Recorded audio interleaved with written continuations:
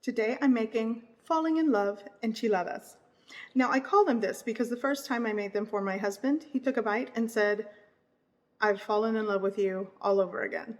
They're that good. At least he thought so, and I want to share the recipe with you. It's a shrimp seafood enchilada with a very delicious cream sauce that goes on top. Let me show you how I make them.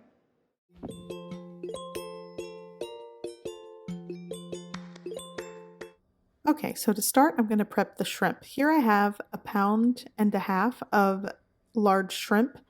I'm going to add some Old Bay seasoning, some garlic powder. I'm also adding some onion powder, and I'm going to add some lemon pepper. You can season your shrimp how you like. I'm just going to give this a mix and just let it hang out and marinate for about 15 minutes or until I need it. I'm also going to be adding 8 ounces of lump crab meat. You could substitute that with an extra 8 ounces of shrimp. Here I have 5 to 6 scallions. I'm going to separate the whites from the green part. I have a bell pepper and I'm using half of a red onion. I'll also be using 3 cloves of garlic that I'm going to mince, and this is going to create the filling for these enchiladas. So in a preheated pan, I'm going to add some oil. Now I'm going to start by sauteing my chopped bell pepper, onion, and scallion whites.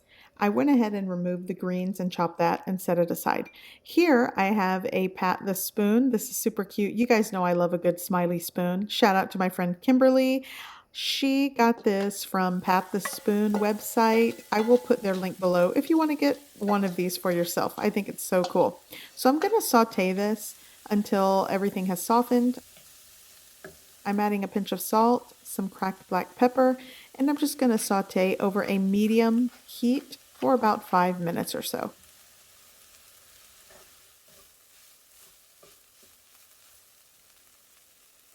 Now I'm going to add my minced fresh garlic. I'm going to give that a mix and saute for another minute.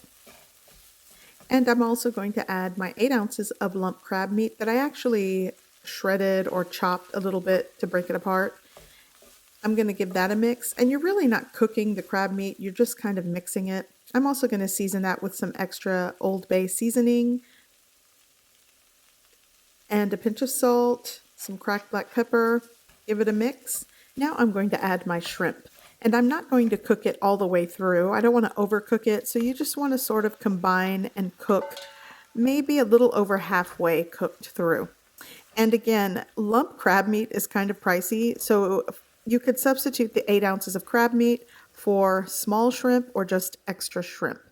So I'm going to remove it from the pan and put it into a bowl, and I want to let this come to room temperature and cool completely.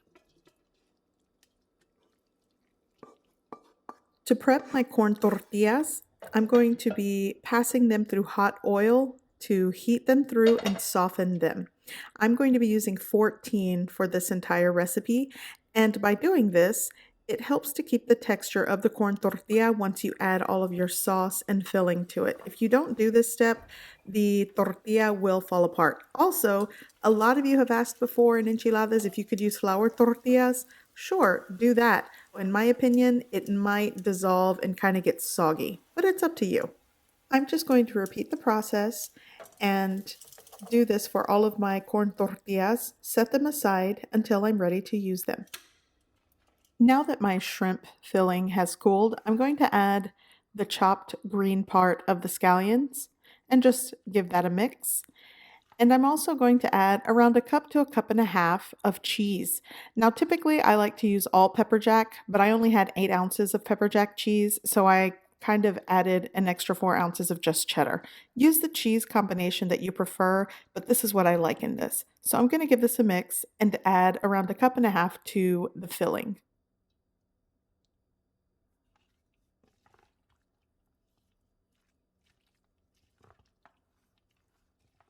I'm going to set my filling aside and reserve the rest of the cheese until I'm ready to assemble the enchiladas. And here are my prepped corn tortillas. I'm just going to set these aside. It's almost time to assemble these, but I need to work on the cream sauce. Okay, so here in a preheated pan over a medium-low heat, I'm adding 3 tablespoons of butter. I'm going to add 3½ tablespoons of all-purpose flour. And this is going to create a roux. This is the base of this sauce. It's going to help thicken the sauce. So I'm just going to give that a mix. Here I'm adding a little bit of onion powder and 1 chipotle pepper in adobo sauce. I finely chopped it and also added a tablespoon of the sauce that the peppers come in, the adobo sauce. Now I'm just going to give that a mix. And I will also be adding 1 tablespoon of chicken bouillon powder. Now, if you're using bouillon cubes, I prefer to use the Knorr brand, and it's 1 bouillon cube.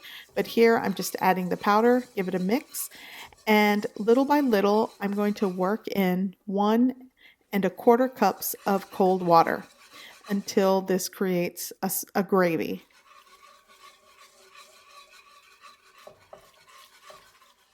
And now I'm going to add 8 ounces or 1 cup of heavy whipping cream.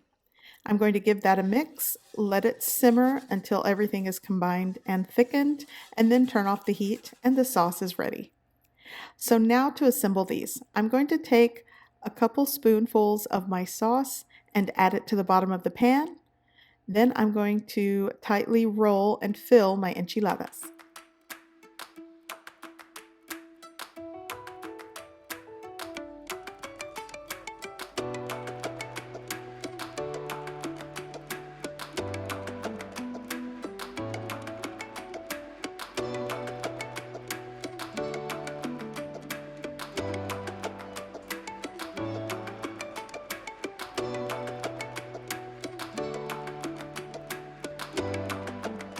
I'm going to cover this with foil and bake in a preheated oven at 400 degrees Fahrenheit for 25 minutes.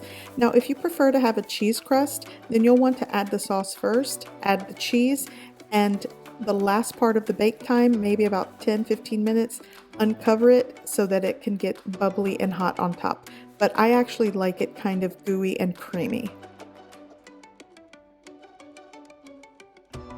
Once they're done, I'm going to set them on the counter, and you'll want to let them set for at least 15 minutes before serving. And then it's time to dig in.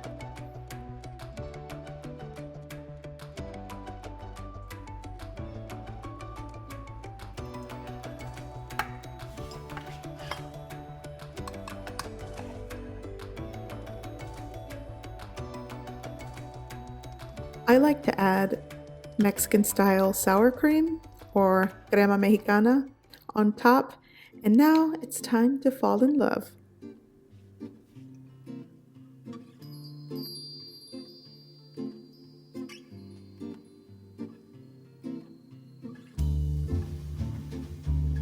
Oh man, this is definitely love on a plate. It's so good. I hope you give this recipe a try. I hope you like it, and thanks for watching.